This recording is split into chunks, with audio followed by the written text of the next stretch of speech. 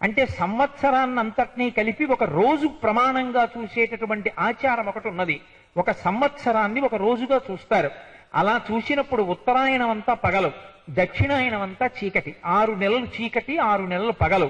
ఇందులో ఆశ్వీజ మాసం ఒక రోజు ఎందు బ్రహ్మముహూర్త సమయం, అంటే తెల్లవారుజామున 3:30-4 గంటల సమయం. అది కేవలం పరమేశ్వరారాధనకి తప్ప ఇక దేనికి ఉపయోగపడకూడదు. ప్రాతకాలంలో దుర్గాభవాన్ని అర్చిస్తే తమోగుణం విరిగిపోయి ఆవలింతలపోయి రజోగుణాన్ని గెలిచి భగవంతుని దగ్గర కూర్చుని పూజించగలిగిన సత్వగుణం అంకురిస్తుంది. అందుకే శారదా నవరాత్రుల్లో ఆశ్వీజ మాసంలో అమ్మవారి యొక్క ఆరాధన చేయిస్తారు తప్ప ఏ ఇతరమైనటువంటి ఆరాధన ఉండదు. అన్ని చోట్ల దేవీ నవరాత్రులు అంటూ చేయడానికి కారణం అదే. కాబట్టి సంవత్సరాన్ని ప్రమాణంగా తీసుకునేటటువంటి సంప్రదాయం ఒకటి ఉంది. కాబట్టి సంవత్సరంలో ఉండేటటువంటి 12 నెలలు ఆయన యొక్క ముఖములు. నెమలి పింఛాన్ని విప్పుతుంది. ఆ పింఛాన్ని విప్పినప్పుడు ఈకలు రకరకాల రంగులలో ఆ పింఛం విచ్చుకుంటుంది. కాలము ఒకటే స్వరూపంగా ఉన్న 6 ఋతువులలో ప్రకృతి యందు మార్పులుగా విచ్చుకుంటుంది. ఇప్పుడు వసంత ఋతువు వచ్చిందనుకోండి, చైత్ర శ్రీమాన్ ఇయం మాసః పుణ్యః పుష్పితకాననః యవ్వరాజ్యాయ రామస్య సర్వం మే ఓపకల్ప్యతాం అంటారు రామాయణంలో. చైత్రమాసం వస్తే అరణ్యాల్లో కెడితే అరణ్యములన్నీ పుష్పించి ఉంటాయి. డెహ్రాడూన్ లాంటి ప్రాంతాల్లో ఈ చైత్ర వైశాఖ మాసాల్లో అరణ్యాల్లోకి వెడితే ఆకాశాన్ని చుంబిస్తున్నాయా అన్నట్టుగా ఉంటాయి వృక్షాలు. రకరకాలైనటువంటి పువ్వులు పూసి ఎక్కడ చూసినా రహదారుల పక్కన కూడా పెద్ద పెద్ద చెట్లు, పెద్ద పెద్ద పువ్వులతో గంగానది పరివాహ ప్రాంతాలతోటి ఎంత సుసంపన్నంగా ఎంత శోభస్కరంగా ఉంటాయో. అంతవరకెందుకు, మా తూర్పుగోదావరి జిల్లాలో కాకినాడ నుంచి మారేడుమిల్లి మీదిగా భద్రాచలానికి వెడితే ఈ ఋతువులో తెల్లవారుజామున వెడుతున్నప్పుడు చాలాసేపు కార్లు ఆపేస్తారు. ఆపేసి అద్దాలు వేసేసుకుని లోపల కూర్చుంటారు. ఎందుకని అంటే తెల్లవారుజామున వికసించినటువంటి పువ్వులలో ఉన్న మకరందం తాగడానికి కొన్ని లక్షల తుమ్మెదలు వచ్చేస్తాయి. వచ్చేసి ఆ పువ్వులలో ఉన్న మకరందం అంతా తాగేస్తాయి. తాగేసి కొద్దిగా చీకటి విడుస్తోంది, తెలతెలవారుతోందనగా ఆ కొండ ప్రాంతాల్లో ఉన్న ఒకే ఒక్క రహదారిలో ఆ వస్తున్నటువంటి వాహనాల దీపాలకి అడ్డంగా వెళ్ళిపోతాయి. వెళ్ళిపోతే రెక్కలతో ఎన్ని వేల తుమ్మెదలో కప్పేస్తాయి. కప్పేస్తే ఇంకా దారి కనపడదు. వెడితే తుమ్మెదలు పడిపోతాయని కార్లు ఆపేస్తారు. ఆ తుమ్మెదలన్నీ వచ్చి సూర్యోదయం అయిన తర్వాత మళ్ళీ అరణ్యంలోకి వెళ్ళిపోతాయి. అప్పుడు చూడాలి, అసలు వనం యొక్క సౌందర్యం చూడాలి. చైత్ర వైశాఖ మాసాలలో వనాల యొక్క సౌందర్యం అలా ఉంటుంది. ఏ దేవాలయాల్లో చూడండి కళ్యాణాలు జరుగుతాయి, ఎక్కడ చూడండి ఉపనయన వివాహాది శుభకార్యాలు జరుగుతాయి. చైత్ర వైశాఖ మాసములంతా ఒక అందం ఉంటుంది. ఆ తరువాత వచ్చేటటువంటిది చైత్ర వైశాఖములైపోతే జ్యేష్ఠ ఆషాఢ మాసములు. ఆ రెండు వచ్చేటప్పటికి గ్రీష్మ ఋతువు, విపరీతమైనటువంటి వేడి. ఆఖరికి చెట్లు కూడా శోషించిపోయాయా అన్నట్లుగా ఆకులిలా వాల్చేసి ఉంటాయి. ఎవరి చేతిలో ఏది ఉండండి దాంతోనే విసురుకుంటూ ఉంటారు. అంత తాపంతో ఉంటుంది. అదొక అందం. ఇలా కొట్టుకోక్కర్లేదు, ఒక్క పురుగు ఉండదు, అన్నీ పడిపోతాయి, లయమైపోతాయి. ఆ తరువాత శ్రావణ భాద్రపదాలు, అదో అందం. శ్రీరామాయణంలో చదవాలి. ఆ పైన కొండ మీద నిలబడి రామచంద్రమూర్తి చూస్తూ ఉంటారు. చూస్తూ ఉంటే ఆకుపచ్చ చీర భూదేవి కట్టుకుంటే ఆవిడ పమిటంచకి ఎర్రటి బోర్డర్ వేశారా అన్నట్టుంది అన్నారు మహర్షి. ఆర్ద్ర పురుగులు అని ఎర్రగా ఉంటాయి అవి. అవన్నీ వరుస క్రమంలో పాకుతాయి. అవి వరుస క్రమాల్లో పాకుతుంటే రాముడు ఆ పైన నిలబడి చూస్తాడు. గడ్డి పెరిగినటువంటి ఆ కొండ యొక్క అంచు భూదేవి పవిట కొంగులా కనపడితే వరుసలో పాకుతున్నటువంటి ఆర్ద్ర పురుగులన్నీ కూడా చూడడానికి ఏదో ఆ చీరకి పెట్టినటువంటి అంచుల్లా కనపడుతూ ఉంటాయి. ఆ వర్షం పడగానే నీటిని చూడగానే నృత్యం చేస్తుంది మయూరం. దానికి అదో లక్షణం. మగనెమళ్ళన్నీ నాట్యం చేస్తూ ఉంటాయి. రామాయణం చదవాలి. ఆ వర్ష ఋతు వర్ణనం అంటే అద్భుతం నిజంగా. అలా వర్ష ఋతువు, ఆ వర్ష ఋతువు పూర్తవుతుంది, శరదృతువు వస్తుంది. ఆకాశం అంతా తెల్లటి మబ్బులు, చంద్రుడి యొక్క విశేషమైన ప్రకాశం, శారదా నవరాత్రులు, వీధి వీధిన పందిళ్లు, అమ్మవారి ఉత్సవాలు, చండీ హోమాలు, మంచి మంచి ఆకుకూరలు, కాయలు, పళ్ళు అన్నీ దొరుకుతాయి. ఒక్కొక్క ఋతువులో ప్రకృతి ఒక్కొక్కలా మారి అందంగా మారిపోతుంటుంది.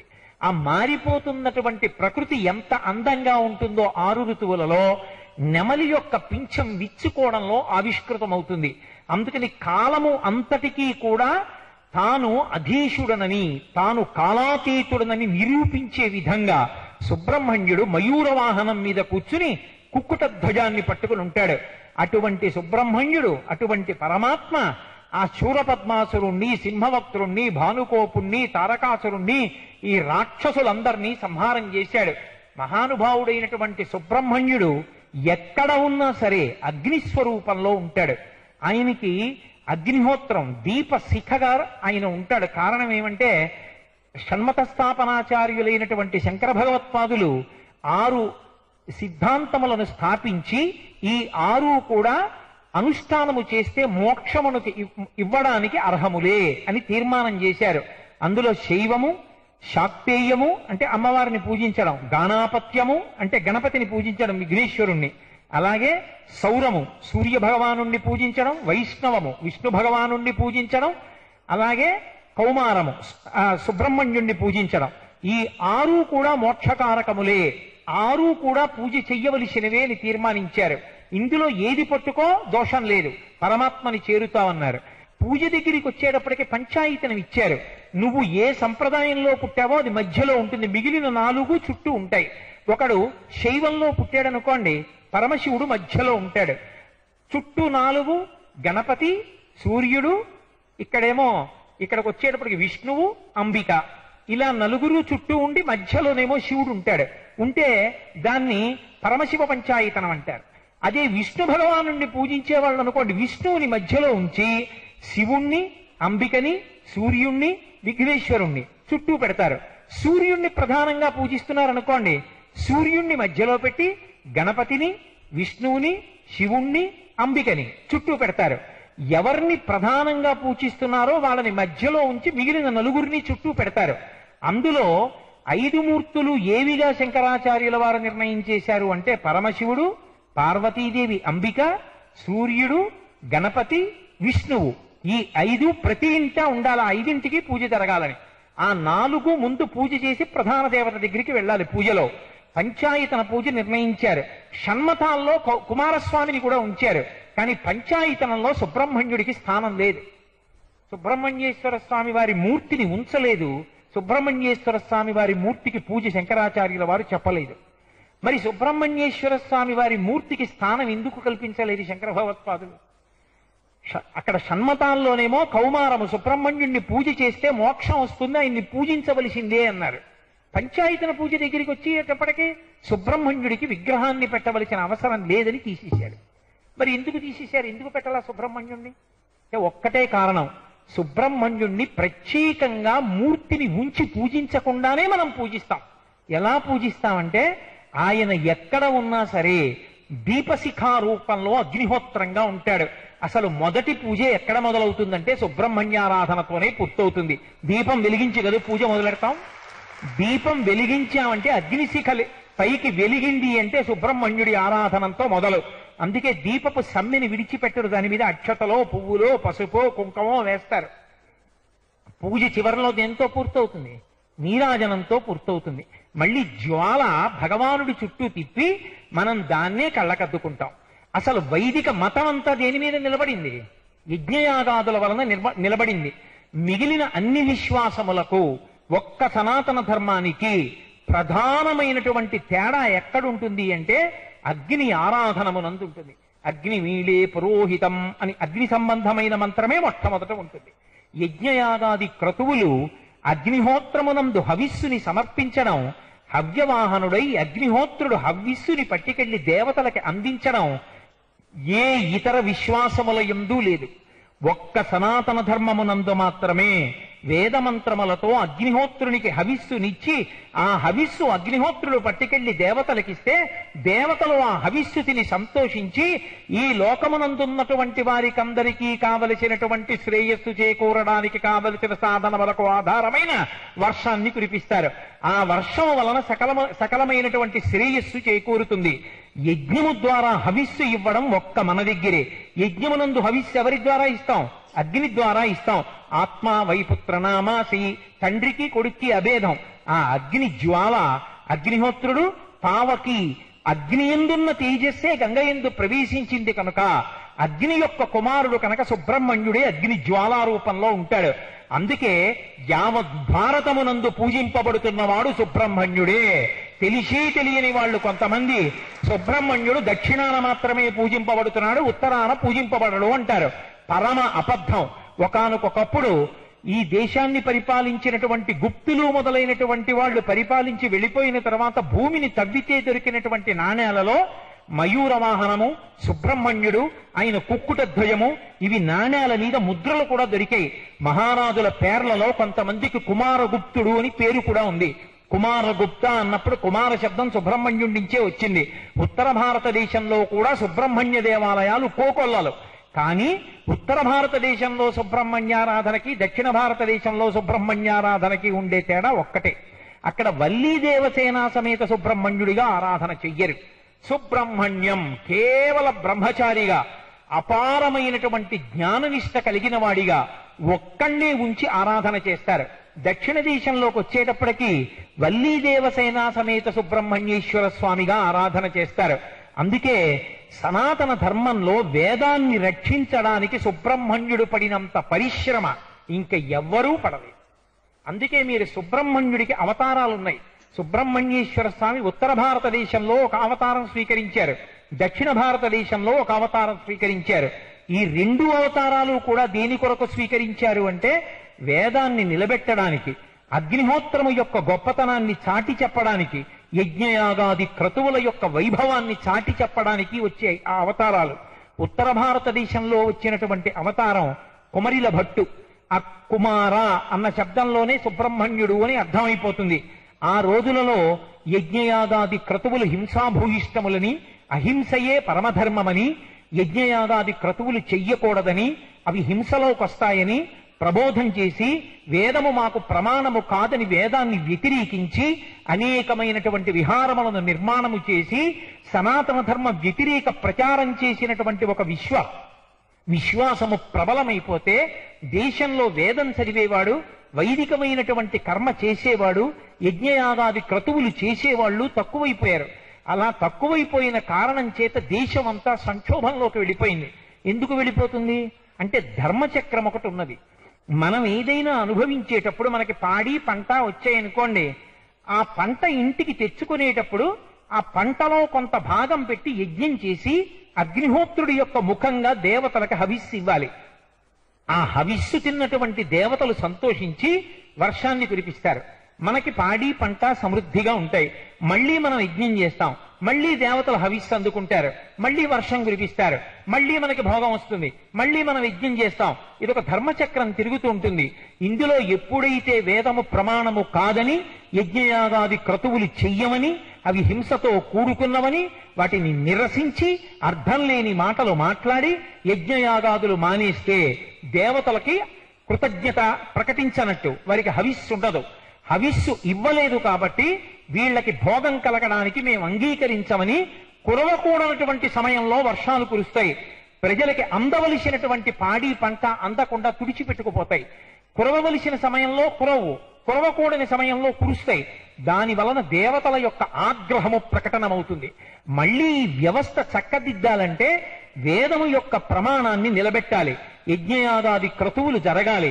అందుకే ఒకప్పుడు దేశమంతటా వేదము తిరస్కరింపబడి వేదము ప్రమాణము కాదు అన్న వాదనలు ప్రబలిపోయి యజ్ఞయాగాదులు హింసాపూరితములని ప్రచారం మొదలై అహింసతో కూడుకున్న జీవితము గొప్పది అని ప్రచారం చేయడం మొదలు పెడితే అటువంటి వాళ్ళ వాదనలు ఖండించి వేదము యొక్క ప్రమాణాన్ని నిలబెట్టడానికి కొమరిల భట్టుగా వచ్చాడు సుబ్రహ్మణ్యేశ్వర స్వామి. శంకరాచార్యుల వారి అవతారం ఇంకా రాలేదు. రాకముందే అసలు వేద ప్రమాణాన్ని నిలబెట్టి కర్మకాండ యొక్క గొప్పతనాన్ని నిలబెట్టాలని వచ్చాడు.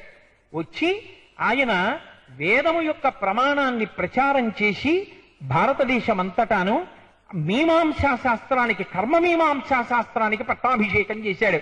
అంటే వేదం ఎలా చెప్పిందో అలా కర్మ చేస్తే చాలు మోక్షాన్ని పొందుతారు. ఇక మళ్ళీ భక్తి జ్ఞానం అన్న మాటలు లేవన్నాడు. ఎందుచేత అసలు ముందు కర్మ నిలబడితే, వేదం నిలబడితే తర్వాత భక్తి అదే వస్తుంది. ఇక తర్వాత అది చెప్పడానికి వాళ్ళ నాన్నగారు శంకరాచార్యుల వారి రూపంలో వెనకాతలు వస్తున్నారు. ముందు వేదాన్ని నిలబెట్టాలి, కర్మ నిలబెట్టాలి. అందుకే కొడుకుగా వచ్చి పునాది వేశాడు. తండ్రి యందు పరమ భక్తి కలిగినటువంటి వాడు కనుక ఏ విశ్వాసం వాళ్ళు వేదము ప్రమాణము కాదని వేదములో చెప్పబడినటువంటి యజ్ఞయాగాది క్రతువులు హింసాపూరితములని ప్రచారం చేస్తున్నారో వాళ్ళు చేసేటటువంటి ప్రచారంలో ఉన్నటువంటి రహస్యము ఎంతవరకు నిజమో తెలుసుకోవడానికి ముందసలు వాళ్ళ గురువుల దగ్గర వింటే కదా అది నిజమో అబద్ధమో తెలుసుకుని దాన్ని ఖండించడం.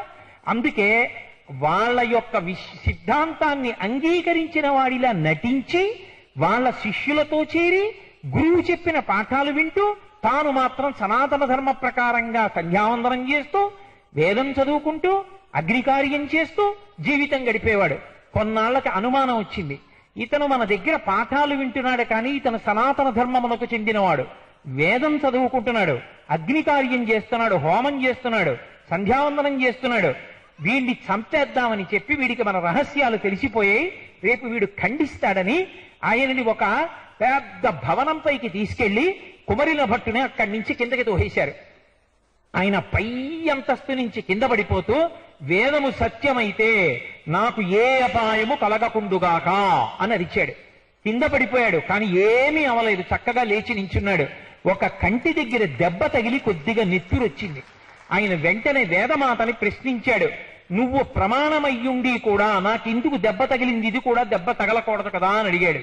నువ్వు అన్న మాట తప్పు, వేదము ప్రమాణమైతే అన్నావు, అలా నీ అనడంలో అనుమానం ఉంది. వేదము ప్రమాణమని నీకు నమ్మకం ఉంది, అప్పుడు నీ మాట ఏమని ఉండాలి? వేదము ప్రమాణము కనుక నాకేమీ జరగకుండుగాక అనాలి. వేదము ప్రమాణమైతే అన్నావు, అందుకే దెబ్బ ఒకటి తగిలింది అంది వేదమాత. అశరీరవాణిగా వినపడింది.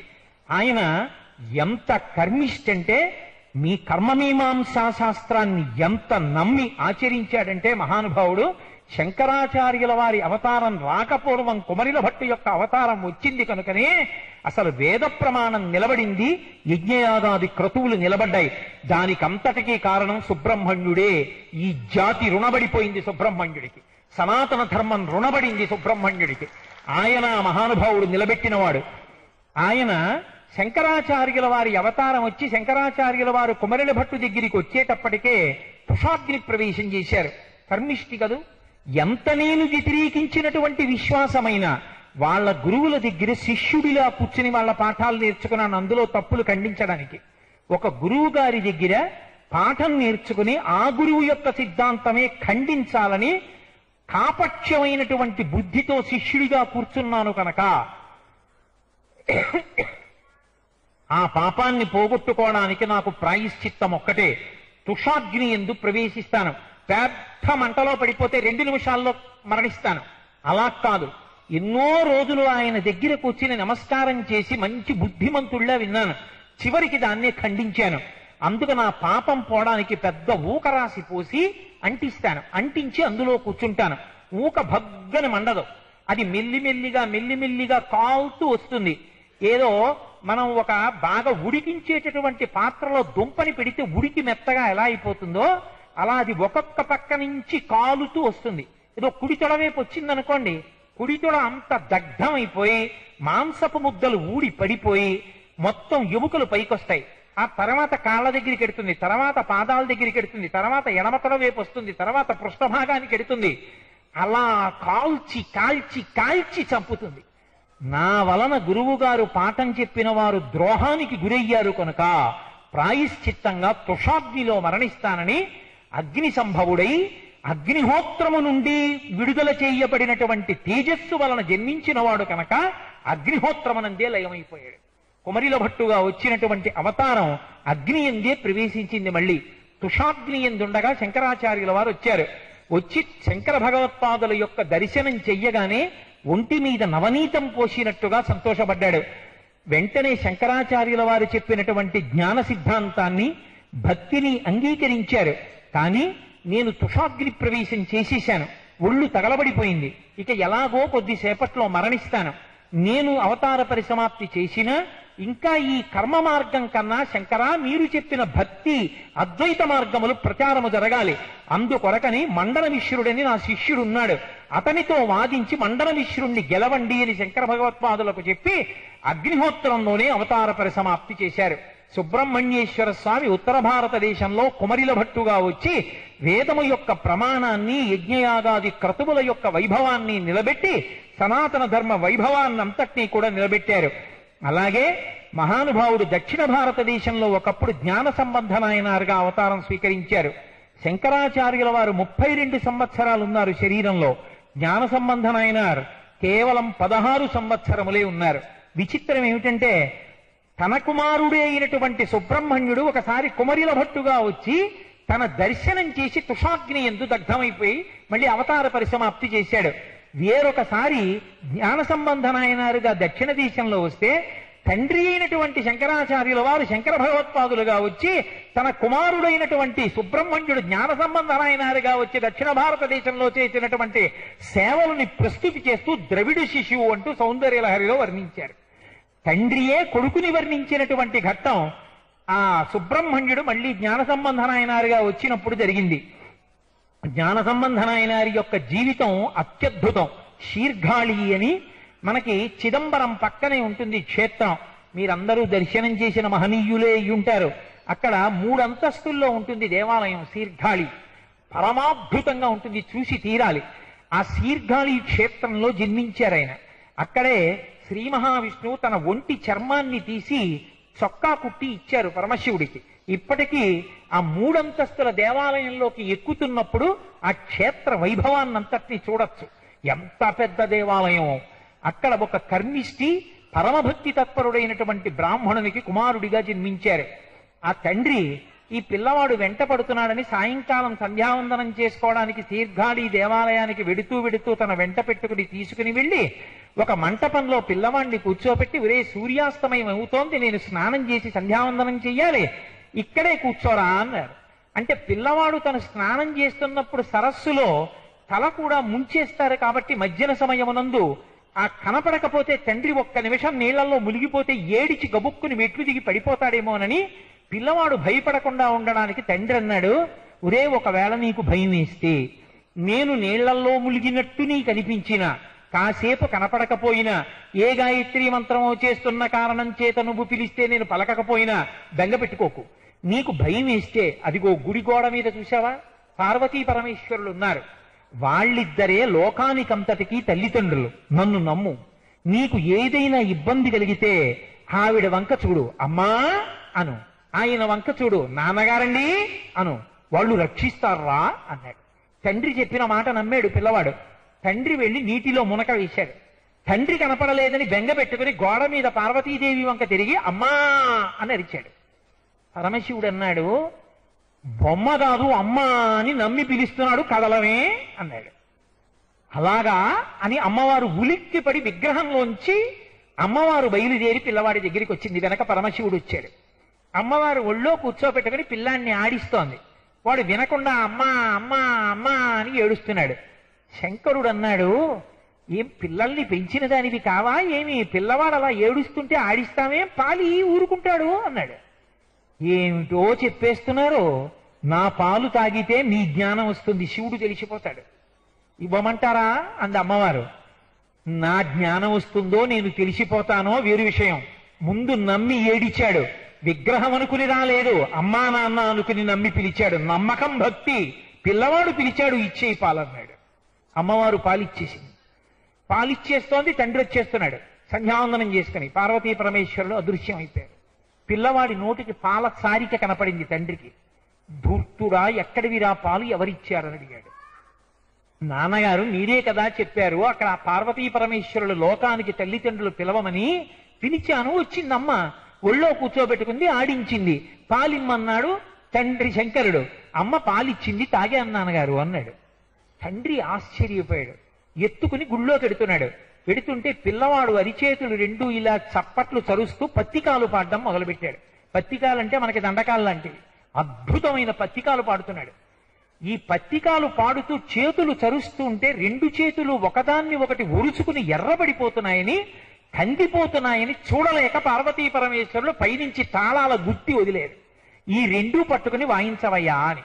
ఆ 2 పట్టుకుని వాయిస్తూ జ్ఞాన సంబంధమైన పత్తికాలు పాడాడు. ఆయన ఏ దేవాలయానికి వెడితే ఆ దేవాలయం యొక్క యాజమాన్య పాలక మండలి వారికి స్వప్నంలో కనపడి పార్వతీ పరమేశ్వరులు తన లాంఛనాలు పంపించేవాడు. పల్లకి పట్టుకెళ్ళు, నేనెక్కిన పల్లకిలో ఆయన్ని తీసుకురా అంటుండేవాడు. జ్ఞాన సంబంధనాయనారిని పల్లకీలో తీసుకెడుతుండేవారు ప్రతి దేవాలయానికి. 16 ఏళ్ళు వచ్చిన తరువాత నువ్వు గృహస్థువు కావలసిందేనని బలవంతంగా బంధువులందరూ కలిసి ఓ పిల్లకిచ్చి పెళ్లి చేశారు.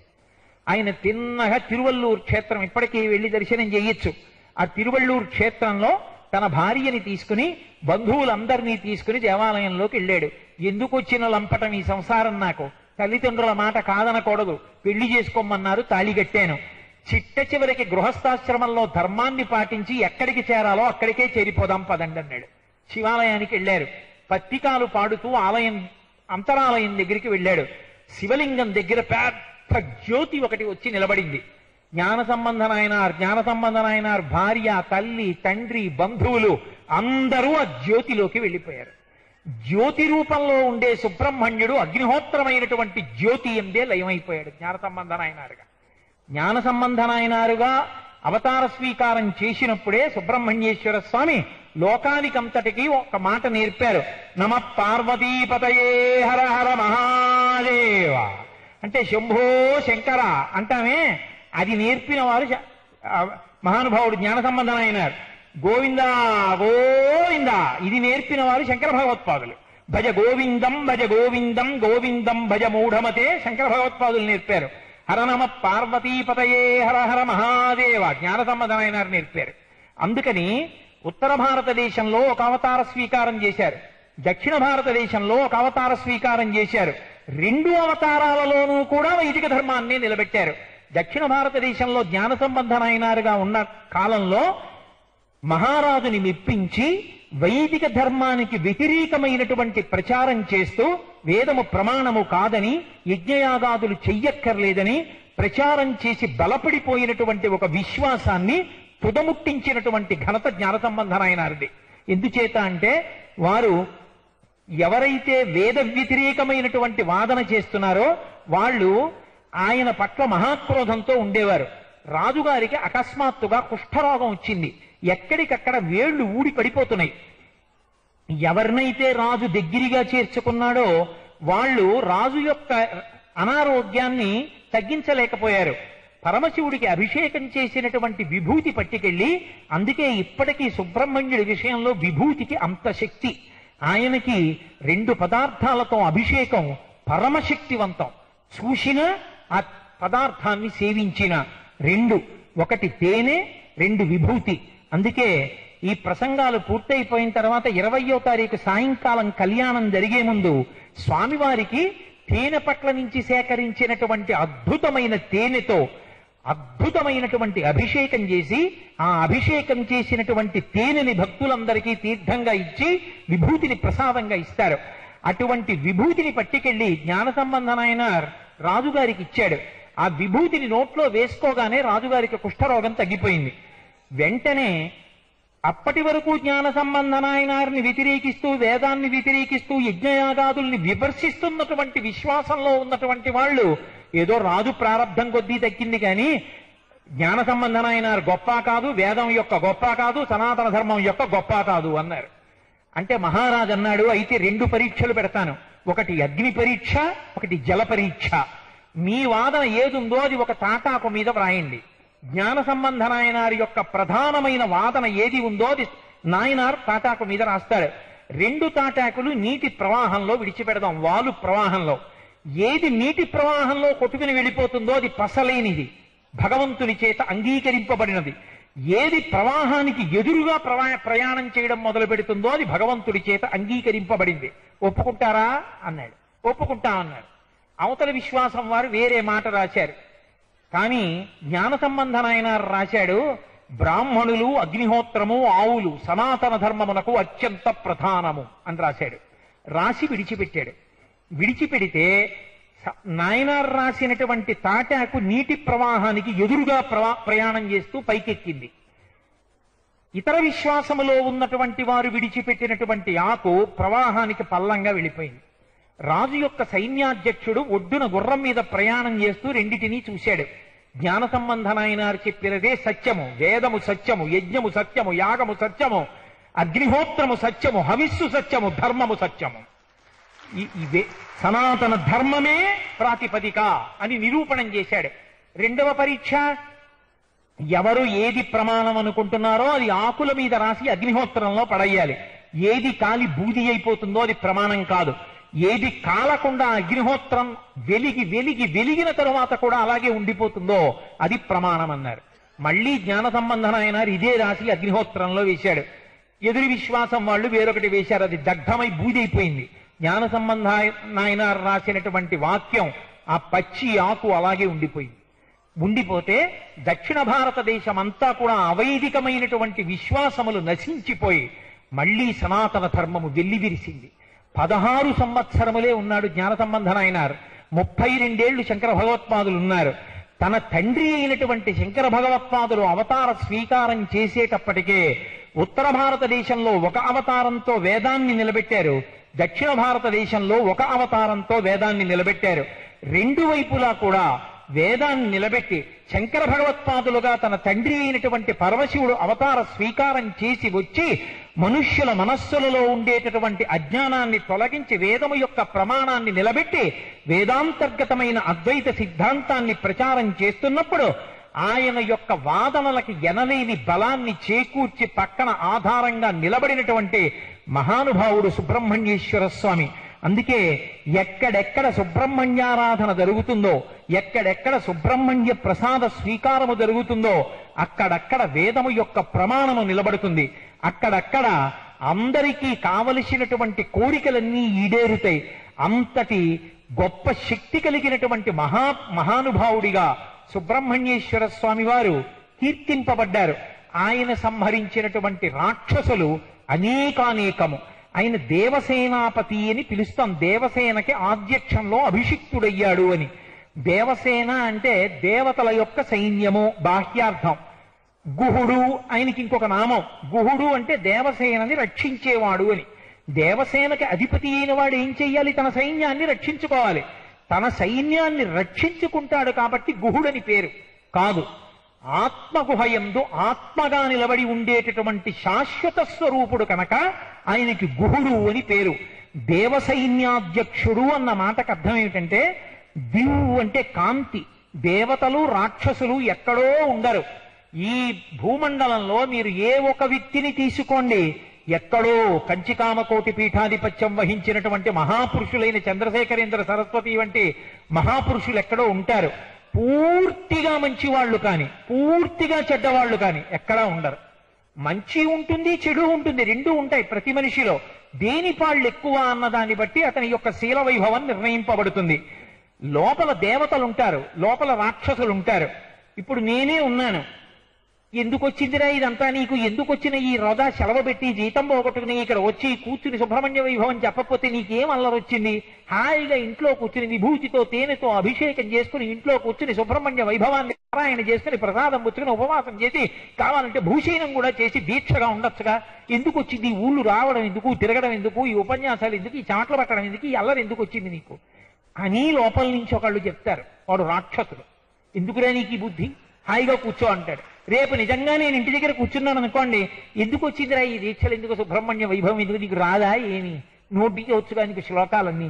కాసేపు ఇవాళ ఏదో మంచి కార్యక్రమం వస్తుందంటే ఓ చిన్న దీర్ఘచతురస్రాకారంలో ఉన్న పెట్టి పట్టుకుని 130 బొమ్మలు మార్చుకుని చూస్తూ గడిపోయాడు. అయిపోయిందా పతనం? ఇక్కడే ఉంటారు రాక్షసులు, ఇక్కడే ఉంటారు దేవతలు.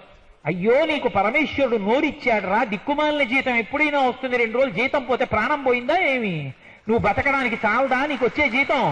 సంతోషంగా వెళ్ళి చెప్పరా ప్రహృష్టవదనంతో అని ఇక్కడే బోధ చేసే దేవతలుంటారు.